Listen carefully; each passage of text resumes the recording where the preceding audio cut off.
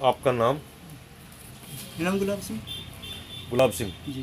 गुलाब सिंह, ये कौन सी दवाई आप लेके जा रहे हो? ये है ब्रोन छोड़िल। ब्रोंकोडिल। हाँ जी। जरा दिखाएं, इस दवाई को दिखाएं सामने की तरफ। जी। अच्छा, किस चीज़ के लिए लेके जा रहे हो आप ये? खांसी के लिए। खांसी के लिए? हाँ जी, मुझे बहुत ज़्यादा खांसी थी। हाँ। हाँ जी। और मैंने बहुत दवाइयाँ प्रयोग करी लेकिन कोई आराम नहीं आया। मैंने जब ये ली तो मुझे इससे बहुत ही ज़्यादा आराम आया। अच्छा, कितने दिन में आपको आराम आ गया इससे? मुझको इससे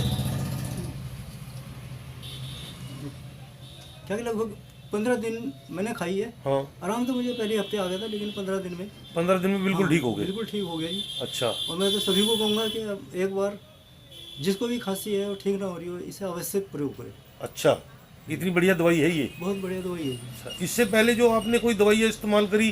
वो एलोपैथिक एलोपैथिक दवाई इस्तेमाल करी? मुझे कोई आराम नहीं आया और बढ़ती चली गई। अच्छा अच्छा। हाँ, इससे बहुत ज़्यादा फायदा हुआ बहुत ज़्यादा। चलिए, धन्यवाद। हाँ जी।